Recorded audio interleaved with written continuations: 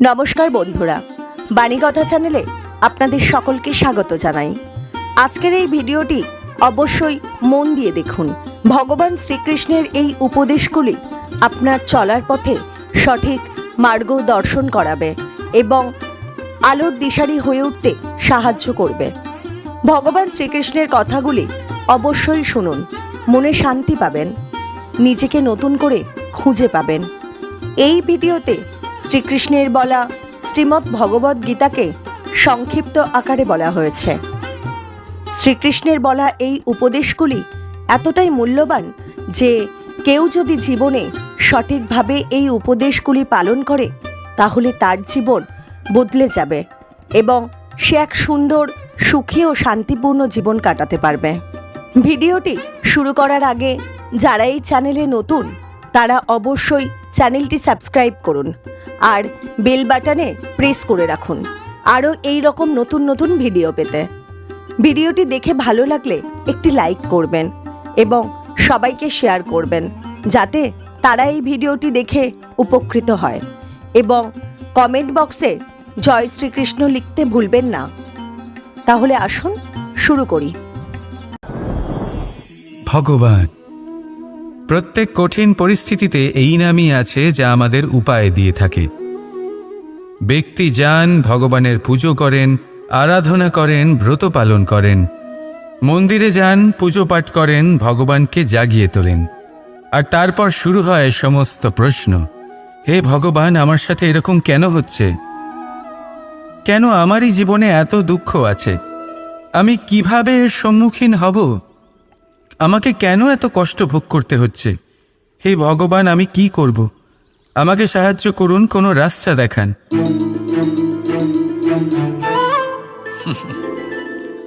চলুন আমি আপনাকে একটা প্রশ্ন করি। মন্দিরে যাওয়ার চেষ্টা করার আগে আপনি কি জীবনে ততটা চেষ্টা করেছেন যতটা সেই সমস্যাকে দূর করার জন্য দরকার ছিল? দ্বিতীয় প্রশ্ন, ভগবানকে জাগানোর পূর্বে আপনি কি নিজেকে জাগিয়ে তুলেছেন? আপনি কি আলস্য ত্যাগ করেছেন? তৃতীয় প্রশ্ন, ভগবানকে জিজ্ঞাসা করার আগে আপনি কি নিজেকে জিজ্ঞাসা করেছেন যে আমি কেন এত অসফল হচ্ছি? যদি না করে থাকেন তাহলে সবার আগে এটা করুন। আপনি সমস্ত প্রশ্নের উত্তর পাবেন, সমস্ত বিপদের পরিত্রাণ পাবেন। অন্য কোথাও নয়, নিজের ভেতরে তাকিয়ে দেখুন। চেষ্টা করুন নিজেকে জাগিয়ে তোলার। আপনি সফল অবশ্যই হবেন, কারণ এই পরমাত্মা, ওই পরমেশ্বর, ওই পরব্রহ্ম আপনার মধ্যেই তো আছে। রাধা রাধা। সংসারে এমন একটা ভ্রান্ত ধারণা রয়েছে যে সবকিছু ভাগ্যের দ্বারা পাওয়া যায়, কিন্তু ভাগ্য, প্রারব্ধ এ তো সকলের জন্যই সমান হয়। এটা তো ব্যক্তির ওপরে নির্ভরশীল হয়, তার আকাঙ্ক্ষার উপরে নির্ভরশীল হয়, বাসনার উপরে নির্ভরশীল হয়, স্বভাবের উপরে নির্ভরশীল হয় যে উনি সেটা নিয়ে কি করেন। দেখুন, এই প্রসাদ কিন্তু সকলকেই দেওয়া হয়, কিন্তু তা গ্রহণ করবেন কিভাবে সেটা ব্যক্তির উপরে নির্ভর করে। আপনাকে এক উদাহরণ দিই। যেমন ধরুন, দুজন মানুষকে আমি একটা করে মাটির ডেলা দিলাম, সেটা নিয়ে তারা কি করবেন? একজন মানুষ তার ছোট ছোট ডেলা বানাবেন আর পথযাত্রীদের ওপরে ছুঁড়ে মারবেন, হাসি ঠাট্টা করবেন, তাদের বস্ত্র নোংরা করে দেবেন, সেটাতেই উনি আনন্দ পাবেন। অন্যদিকে দ্বিতীয় ব্যক্তি সেই মাটির ডেলা দিয়েই নিজের জন্য একটা কুঁড়ে ঘর বানাবেন। সেই কুঁড়ে ঘর যা রোদেতে, বৃষ্টিতে, ঝড়ে তাকে সুরক্ষিত রাখবে। অনুভূতি, এই অনুভূতি বদলাতে শিখুন। এই অনুভূতি অত্যন্ত গুরুত্বপূর্ণ। ভালোবাসাতেও এই অনুভূতি হলো অত্যন্ত গুরুত্বপূর্ণ। ভালোবাসা সে বন্ধুর সাথে হোক, মা বাবার সাথে হোক, ভাই বোনের সাথে হোক, স্ত্রীর সাথে হোক, যে কারোর সাথে হোক। মনে রাখবেন, এই হলো সেই অনুভূতি যা আপনার ভাগ্য নির্ধারণ করে থাকে। তাহলে আসুন আমার সাথে প্রেমের অনুভূতি নিয়ে বলুন, রাধা রাধা। মানুষের কত রকম অনুভূতি হয়, কিন্তু সে সেটাই করে যেটা সে আজ অবধি করে এসেছে, আর এটাই তার সব থেকে বড় ভুল। আপনাকে যদি উদাহরণ দিই, তাহলে একটা গোয়ালা যে ছোটবেলা থেকে একটাই কাজ করেছে, গরুকে চড়িয়েছে, দুধ বের করেছে, সে সারা জীবন সেটাই পাবে, শুধু দুধ। কিন্তু ভেবে দেখুন, যখন এই দুধ কোনো ময়রার কাছে যায়, তখন সে সেটা দিয়ে মালপোয়া বানায়, মাখন বানায়, বিভিন্ন রকমের সুস্বাদু মিষ্টি বানায়, ঘি বানায়। সে বড় কিছু করে, তার বদলে সে বড় কিছু পায়। তাই মনে রাখবেন, যদি আপনি সেটা করেন যেটা আপনি সব সময় করে এসেছেন, তাহলে আপনি সেটাই পাবেন যা আপনি আজ পর্যন্ত পেয়ে এসেছেন। নতুন কিছু করার চেষ্টা করুন, আলাদা কিছু করার চেষ্টা করুন, নিজেকে বদলানোর চেষ্টা করুন, নিজেকে প্রস্তুত করুন, নতুন কিছু করুন। তাই মনে রাখবেন, যদি আপনি এমন কিছু করেন যা এর আগে কেউ কখনো করেনি, তাহলে আপনি এমন কিছু পাবেন যা এর আগে কেউ কখনো পায়নি। তাই নতুন উপায়, নতুন চেষ্টার দ্বারা নতুন কর্মের পালন করুন। নতুন চিন্তা নিজের ভেতরে জাগ্রত করুন, কারণ এই চিন্তাই সত্য হয়ে আপনার জীবনে আসবে। রাধা রাধা। সমুদ্র মন্থন, আমরা সবাই জানি এ কিভাবে হয়েছিল। এই মন্থন থেকে কি কি পাওয়া গেছিল? অসংখ্য রত্ন পাওয়া গেছিল, বিষ পাওয়া গেছিল, অমৃত পাওয়া গেছিল। ঠিক সেইভাবেই আমাদের ভেতরেও একটা বিশাল সমুদ্র রয়েছে, যাকে আমরা নাম দিয়েছি মন। যদি এই মনের মন্থন করা হয়, তাহলে এই মন থেকে বিষও বেরোতে পারে, আর অমৃতও বেরোতে পারে।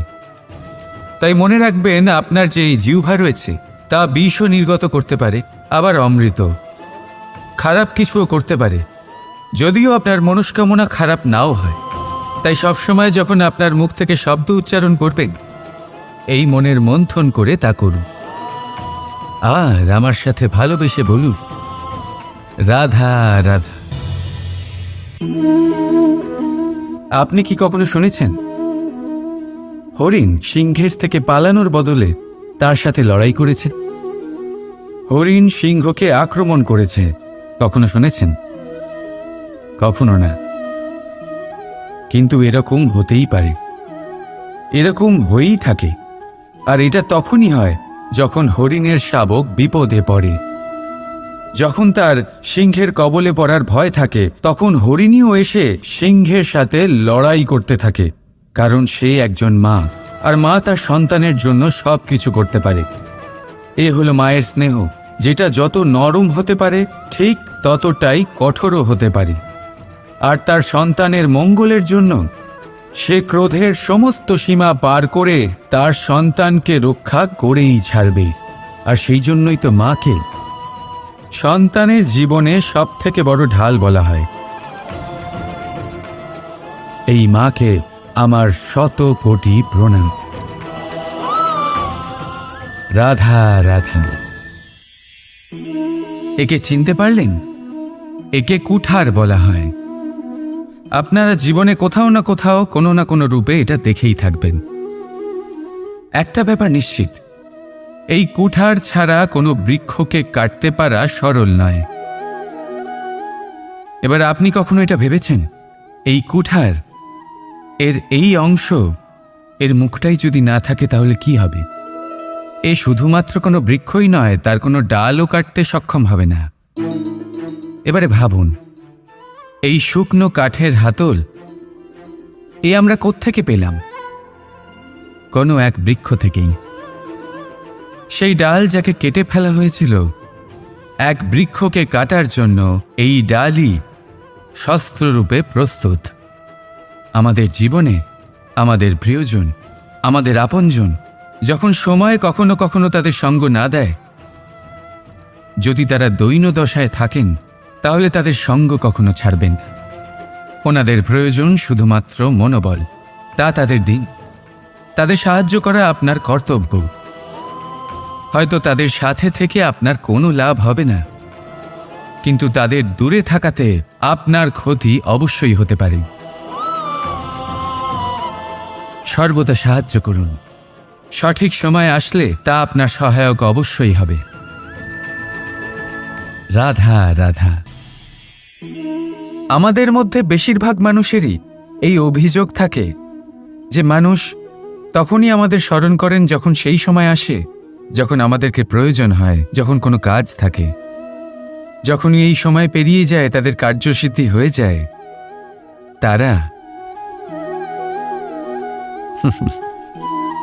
আমাদের থেকে দূরে চলে যান, ভুলে যান আমাদের। এবার এই বিষয়ে ভেবে খারাপ অবশ্যই লাগে।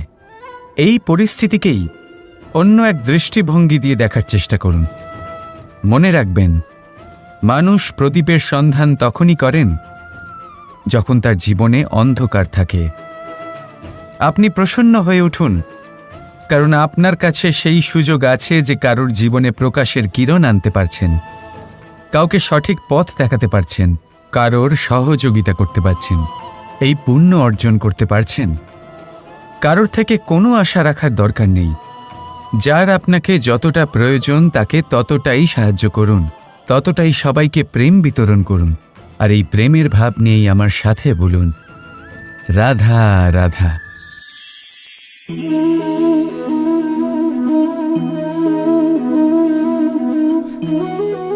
এই শুকনো পাতা দেখতে পাচ্ছেন? এটা কখনো গাছের ডালে ছিল, সবুজ তরতাজা, বৃক্ষকে পুষ্টি দান করত। কিন্তু যেই এটা শুকিয়ে গেল, যেই ও পুষ্টি সরবরাহ করা বন্ধ করে দিল, ওকে ফেলে দেওয়া হলো। এবার আপনি বলবেন, এটাই তো হলো সত্যি, এটাই তো হলো সংসারের তিক্ত সত্যি। এই সংসার ততক্ষণ পর্যন্তই আপনাকে নিজের সাথে রাখবে যতক্ষণ আপনি নিজেকে উপযুক্ত বানিয়ে রাখতে পারবেন। আমি এটা বলবো না যে এটা হলো মিথ্যে, কিন্তু এটা অবশ্যই বলবো যে এটা সম্পূর্ণ সত্যি নয়। সম্পূর্ণ সত্যি হলো এটাই যে যদি আপনি চান তাহলে চিরকালের জন্য সংসারকে পুষ্টি দান করতে পারেন, আর চিরকালের জন্য সংসার আপনাকে নিজের সঙ্গে রাখতে পারে। কিভাবে? এই শুকনো পাতার উদাহরণই আপনাকে দিচ্ছি। এই শুকনো পাতা প্রথমে টুকরো হবে, তারপরে বৃষ্টির জলের সাথে গলে যাবে, তারপর সার হবে, তারপর সেই বৃক্ষের গোড়াতেই সমাহিত হবে, একটা নতুন অঙ্কুরকে একটা নতুন জীবন দেবে। তাহলে আপনি ভাবুন, আপনি নিজের জীবনের সাথে কি করতে চান? যদি কখনো আপনি পড়ে যান, অসফল হয়ে থাকেন, তাহলে আপনি কি এই উৎসাহ হারিয়ে ফেলবেন, নাকি আবার উঠে দাঁড়াবেন আর আবার এক নতুন সংসারের রচনা করবেন? সিদ্ধান্ত আপনার। রাধা রাধা। সকলে বলেন এবং আমিও বলি যে মানুষ যেমন সঙ্গে মেলামেশা করেন সেরকমই তার স্বভাব হয়ে যায়। এ হলো সত্য, কিন্তু এটা হলো অর্ধসত্য। হ্যাঁ, বৃষ্টির ফোঁটা যখন সাপের মুখে যায় তখন তা বিষে পরিণত হয়, তাই যখন ঝিনুকের মধ্যে যায় তখন তা মুক্তোতে পরিণত হয়। কিন্তু কোনো ব্যক্তির স্বভাব, এ হলো অত্যন্ত গুরুত্বপূর্ণ। কোনো এক ফুলের কথা ভাবুন, সেই ফুলের সাথে জড়িত সেই কাঁটাগুলোর কথা ভাবুন। সহস্র বছর ধরে সেই কাঁটা ফুলের সাথেই লেগে রয়েছে, কিন্তু আজও সেই বিধিই যায়, সেই যন্ত্রণাই দেয়, সুবাস ছড়ায় না। কেন? কারণ বিধে যাওয়া কাঁটার স্বভাব হয়। এটা বোঝেনি। সর্বপ্রথম নিজের মনের ভাবকে বদলাতে শিখুন, তারপরই আপনার সঙ্গের প্রভাব পাল্টাতে পারে। আর যদি আপনি এরকম করেন তাহলে আপনার জগৎ প্রশান্তিতে ভরে যাবে। তাহলে আসুন আমার সাথে ভালোবেসে বলুন, রাধা রাধা। প্রতিজ্ঞা ছোট একটা শব্দ, কিন্তু এর মধ্যে শক্তি অনেক থাকে। যে ব্যক্তি প্রতিজ্ঞা পালন করেন তাতে অটল থাকেন, সংসার তাকে সম্মান করে। আর যে ব্যক্তি এটা করতে পারেন না তিনি বদনামের ভাগীদার হয়ে যান। এবার এটা আমরা সবাই জানি, কিন্তু দেখুন, এই প্রতিজ্ঞার পালন কি যে কোনো পরিস্থিতিতে, সেই যাই হোক না কেন, করা উচিত? অর্থাৎ সংসার এদিক থেকে ওদিক হয়ে যাক, কিন্তু আমি আমার প্রতিজ্ঞায় অটল থাকব, এটা কি উচিত? এবার এটা আমরা বুঝবো একটা উদাহরণের দ্বারা। ধরুন আপনি আজ একটা প্রতিজ্ঞা নিলেন, বনের একটা সিংহকে আপনি রক্ষা করবেন। এ তো খুব ভালো কথা যে আপনি কারোর প্রাণ রক্ষা করবেন। আপনি শিকারীর হাত থেকে ওকে রক্ষা করবেন, ওকে বিপদের হাত থেকে রক্ষা করবেন। এতে প্রকৃতির ভারসাম্য বজায় থাকবে। কিন্তু যদি এই সিংহ নির্দোষদের ওপর আক্রমণ করে, তখনও কি এর প্রাণ রক্ষা করা উচিত হবে? তখনও কি নিজের প্রতিজ্ঞায় অটল থাকা উচিত হবে? না, কারণ তখন এটা পাপে পরিণত হবে। কোনো রকম প্রতিজ্ঞা, কোনো রকম প্রতিশ্রুতি যদি এই প্রকৃতির ধ্বংসতে সহায়ক হয়, যদি ভারসাম্য নষ্ট হয়, তাকে ওখানেই ভেঙে দেওয়া উচিত। আর এটা আপনাকে শিখতেই হবে, সময়ের সাথে আপনাকে বদলাতে হবেই। কারণ যিনি সময়ের সাথে বদলান না, সেই প্রকৃতি তার ব্যক্তিত্ব বদলে দেন। মনে রাখবেন, সেটাই হলো প্রতিজ্ঞা, সেটাই হলো প্রতিশ্রুতি যা এই সংসারের মঙ্গল করে। নয়তো সেটা হলো পাপ, যে পাপের শাস্তি প্রকৃতি আপনাকে অবশ্যই দেবে। তাহলে আসুন আমার সাথে বলুন, বন্দে ধর্মা, বন্দে কর্মা, রাধা রাধা। যথা রাজা তথা প্রজা, যথা বীজ তথা বৃক্ষ, যথা ভূমি তথা অঙ্কুর। কি সুন্দর শব্দ এগুলি! আর যতটাই সুন্দর ততটাই গভীর হলো তার অর্থ। যেমন রাজা হবেন, প্রজা তেমনই হবেন। যেমন ভূমি হবে, অঙ্কুরও তেমনই হবে। কখনো গভীরে গিয়ে এই কথার অর্থ বোঝার চেষ্টা করেছেন আপনি? রাজা এই শব্দের মূল হল রজ। রজ কথার অর্থ হল মাটি। অর্থাৎ রাজা হলেন তিনি যিনি মাটির সাথে যুক্ত। রাজা হলেন তিনি যিনি প্রজাদের সম্মান করবেন, তাদের যত্ন নেবেন, তাদের চোখে জল দেখলেই চিন্তিত হয়ে উঠবেন, তাদের অশ্রু মোছার জন্য সমস্ত সম্ভাব্য চেষ্টা করবেন, তাদের সুখী রাখার জন্য সমস্ত চেষ্টা করবেন। রাজা এরকম হয়। এবার এই সমস্ত গুণ যদি একজন রাজার মধ্যে না থাকে, তাহলে প্রজার মধ্যে অসন্তোষ দেখা যায়।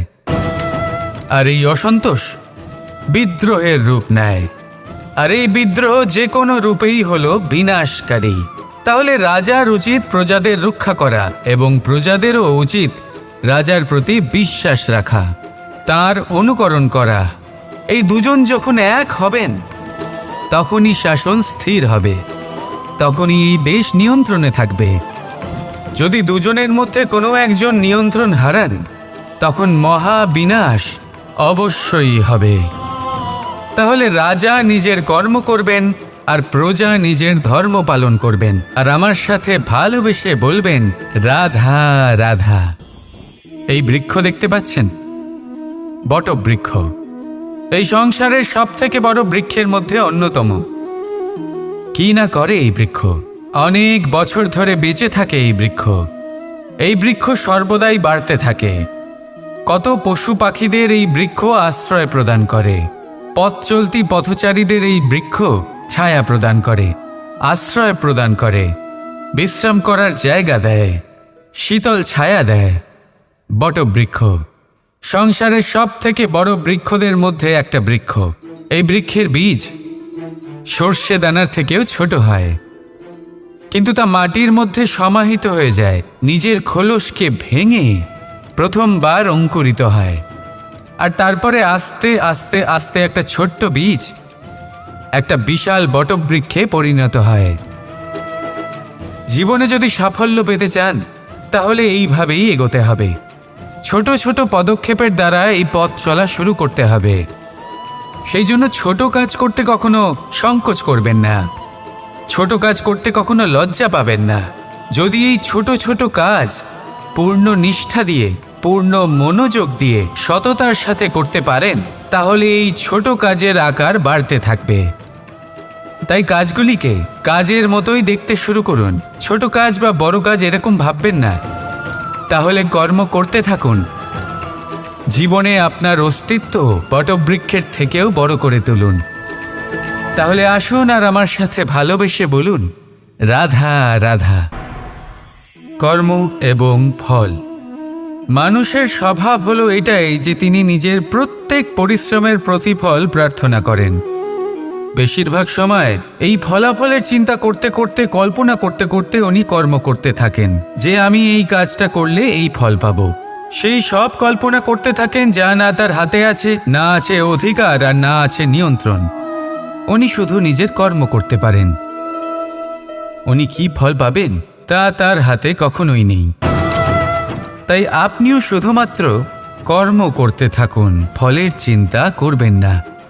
মনে রাখবেন, শিকড় এবং শাখা যেভাবে একে অপরের সাথে জড়িয়ে, সেইভাবেই একে অপরের সাথে জড়িয়ে কর্ম এবং ফল। যেরকম কর্ম আপনি করবেন সেরকম ফল আপনি অবশ্যই পাবেন। তাই এই ফলের আশায় কর্মের সময় কখনোই নষ্ট করবেন না, কারণ যে ব্যক্তি সময় নষ্ট করেন, সময় সেই ব্যক্তিকে অবশ্যই নষ্ট করে দেয়।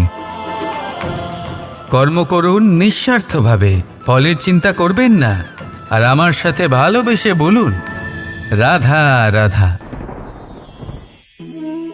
বরদান অত্যন্ত বিচিত্র এক বিষয়, কিন্তু দেখতে গেলে এই বরদান কি না করতে পারে। এক দরিদ্রকে রাজা বানিয়ে দিতে পারে, একজন দুর্বলকে এই সংসারের সবথেকে শক্তিশালী ব্যক্তি বানিয়ে দিতে পারে। কিন্তু আমরা ভুলে যাই এক অত্যন্ত গুরুত্বপূর্ণ কথা। বরদান এই শব্দের শেষে দান লুকিয়ে রয়েছে। এই দান কথাটা অত্যন্ত গুরুত্বপূর্ণ। আমাদের মনে রাখা উচিত এই বরদান আমরা দানে পেয়েছি, আর তাই তার সম্মান করা উচিত, কখনোই অহংকার করা নয়। আর যে ব্যক্তি বরদান পেয়ে অহংকার করেন, তার যা ক্ষতি হয় তা হলো এই বরদান তার থেকে কেড়ে নেওয়া হয়। বর অর্থাৎ শ্রেষ্ঠ, অর্থাৎ বরদানের অর্থ হলো একটা শ্রেষ্ঠ দান, এবং তার ব্যবহার যদি আপনি কারোর ক্ষতি করার জন্য করেন, তাহলে ক্ষতি শুধুই আপনার হবে। তাহলে এই বরদানের সম্মান করুন, উচিত পথে চলুন, আর উচিত উদ্দেশ্য নিয়ে এর ব্যবহার করুন। সব কিছু ভালোই হবে। তাহলে আসুন আর আমার সাথে ভালোবেসে বলুন, রাধা রাধা। মৌনতা। দেখতে গেলে সংসারের সব থেকে শক্তিশালী অস্ত্র হলো এই মৌনতা। আর দেখতে গেলে আমাদের এই অস্ত্রই কখনো কখনো আমাদেরই ওপর আক্রমণ করে বসে। কিভাবে? অনেক সময় আমরা আপনদের দেখে, তাদের অনুচিত কার্যকলাপ দেখে, অনুচিত কথা শুনে চুপ করে থাকি, ভেবে নিয়ে আমরা যেন কোনোভাবে তাদের আঘাত না করে ফেলি, দুঃখ না দিই, ক্রুদ্ধ না করে ফেলি, ভেবে নিয়ে এই সমস্যা এড়িয়ে যাবে। কিন্তু এইখানেই আরম্ভ হয় সব থেকে বড় সমস্যার। আমরা কিছুই বলি না এটা ভেবে উনি আমার আপনজন, আর সেই ব্যক্তি ভাবেন যে কিছুই বলেন না সেই আমার আপনজন। যদি আপনি সত্যি কাউকে আপনজন মনে করেন, তাহলে তাকে বাধা দিতে শিখুন। তার অনুচিত কাজে, তার অনুচিত কথায় তাকে বাধা দিতে শিখুন। তক্ষুনি ওনাকে বোঝান যে উনি কি ভুল করছেন, ওনাকে বোঝান, ওনাকে সঠিক পথ দেখান, সেই পথে ওনাকে চালিত করুন। এটাই হলো আপন ভাবা। আর তার জন্য মৌন থাকা নয়, দরকার গর্জন করা। অনেক সময় অনুচিত কর্মের পথে চলতে গিয়ে কিছু মানুষ এমন ঘুমিয়ে পড়েন যে ওনাদের জাগানোর জন্য মধুর সঙ্গীত নয়, রৌদ্র হুঙ্কারের প্রয়োজন হয়ে থাকে। তাই আপনজনদের জাগান, শ্রেষ্ঠ কর্মের পথে ওনাদের চালিত করুন, আর আমার সাথে ভালোবেসে বলুন, রাধা রাধা। মায়ের আরো দুটো মহান গুণ, সাহস আর সম্বল। সাহস এটা যে সে তার সন্তানের জন্য সব কিছু করতে পারে, আর সম্বল যে সে তার সন্তানকে কখনো ভেঙে পড়তে দেবে না। একবার ভেবে দেখুন, যখনই আপনি আহত হন, চিৎকারের আগে মায়ের নাম কেন আসে? ভেবে দেখুন, যখন আপনার শক্তির প্রয়োজন পড়ে, সাহসের প্রয়োজন পড়ে, সামনের পথ আপনি দেখতে পাচ্ছেন যা অত্যন্ত কঠিন মনে হচ্ছে, তখন মুখ থেকে মায়ের নামই কেন বেরোয়? কারণ মা আমাদের সাহস যোগায়, মাই আমাদের ভরসাও যোগায়। মা জানেন কি করে আমাদের আঙুল ধরে আমাদের হাঁটতে শেখাতে হবে।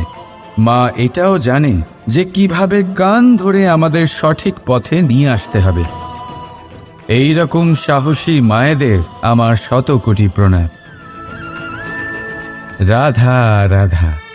বসন্ত ঋতু এলেই একটি মিষ্টি কুহুধ্বনি শোনা যায়, যা মনে বসে যায়। কোকিলের কুহুতান বড়ই মিষ্টি, বড়ই সুন্দর।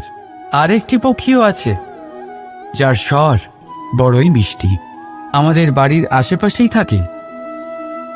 সবুজ রং, লাল ঠোঁট। ঠিক চিনেছেন আপনারা, টিয়া। এই দুই পক্ষী আমাদের ভীষণ ভালো লাগে, মনকে শান্তি দেয়। কিন্তু এই দুজনের মধ্যে অনেক পার্থক্য। কোকিল বনে জঙ্গলে স্বাধীনভাবে ঘোরে, কিন্তু টিয়া অনেক সময় আমাদের বাড়ির খাঁচায় বন্দি পাওয়া যায়। কেন হয় এরকম? কখনো ভেবেছেন? কারণ কোকিল নিজের ভাষা বলে, আর টিয়া বলে অন্যের শেখানো বলি। যারা নিজের ভাবনায় দৃঢ় থাকেন, নিজের আত্মার কথা শোনেন, সেটাই করেন আর সেটাই বলেন, তারা এই সংসারে স্বাধীন থাকেন। আর যারা অন্যের বুলি বলেন, আত্মমন্থন না করে, তারা বন্দী হয়ে থাকেন, কখনো খাঁচায় আর কখনো ধারণায়। তাহলে কি হতে চান আপনি? কোকিল নাকি টিয়া? নির্ণয় আপনার। রাধা রাধা। সমস্ত সম্পর্কের ভিত হলো অটুট বিশ্বাস। এখন প্রশ্ন এই যে বিশ্বাস কাকে করা যায়? এটা বুঝতে গেলে আপনাকে আগে বুঝতে হবে যে বন্ধনে কাজে লাগে যে দড়ি, সেটা বানানো কি করে হয়? প্রত্যেক দড়িতে 3টি সুতো থাকে, যেগুলি একে অপরের সাথে জড়ানো থাকে। ব্যাস, বিশ্বাসের সাথেও ঠিক এটাই হয়। যদি আপনি তার সাথে বিশ্বাসের বন্ধনে জড়ান, যে আপনার জীবনের এই 3টি সুতো জানেন, বোঝেন। প্রথম, আপনার হাসির পেছনে লুকোনো আপনার কষ্ট। দ্বিতীয়, আপনার ক্রোধের পেছনে লুকোনো আপনার প্রেম। আর তৃতীয়, আপনার মৌনতার আড়ালে লুকোনো আপনার শব্দের আগ্নেয়গিরি, আপনার অসহায়তা। যে ব্যক্তি আপনার জীবনের এই 3টি সুতো, এই 3টি কথা জানেন, যদি তার সাথে আপনি বিশ্বাসের বন্ধনে জড়ান, তার সাহায্যে জীবনের বড় বড় বাধা অতিক্রম করতে পারবেন। রাধা রাধা। উড়তে কে না ভালোবাসে? সাফল্যের মহা আকাশে গমন করতে কে না চায়? সবাই চায়। সবাই চায় যে এই সংসারে তাদের নাম, তাদের পরিচয় সব থেকে ওপরে থাকবে, যে তাদের নাম ইতিহাসে স্মরণীয় হয়ে থাকবে।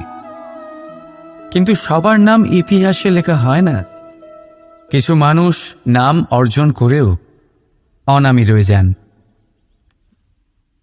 কেন? কারণ তারা এই ধরিত্রীর সাথে সম্পর্ক ভেঙে দেন। ভুলে যান এই কথাটা, যে উড়ান সম্পূর্ণ হওয়ার পরে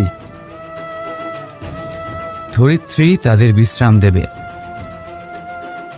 যে তাদের কীর্তিতে যারা বাহুবা দেন, যারা প্রশংসা করেন, তারা পৃথিবীতেই থাকেন। আর এই পৃথিবীতে থাকা মানুষই ইতিহাস রচনা করে। তাই সাফল্যের আকাশে অবশ্যই উড়ুন, কিন্তু তাদের থেকে একেবারেই বিচ্ছিন্ন হবেন না যারা আপনার এই সাফল্যের মূল ভিত্তি। তবেই ইতিহাসে আপনার নাম হবে। আর তখনই আপনি ভবিষ্যতে প্রসন্ন থাকবেন। রাধা রাধা। যখন মা ক্ষীর তৈরি করেন তখন সেটা খেতে আমাদের খুব ভালো লাগে, তাই তো? কিন্তু মা কিভাবে ক্ষীর তৈরি করেন?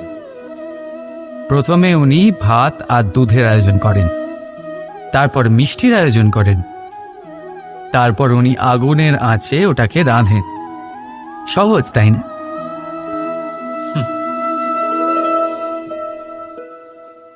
অতটাও সহজ নয়।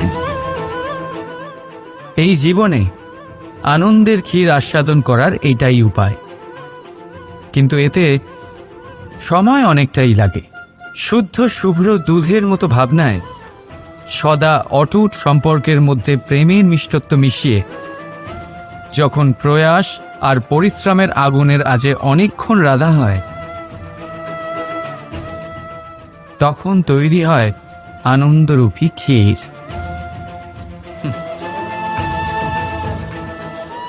তাই মনে রাখবে, ভাবনার বিশুদ্ধতা, প্রেমের মিষ্টত্ব আর আত্মার প্রয়াস, এই তিনটি মেশালে তবেই জীবনে আনন্দ লাভ করবেন। রাধা রাধা।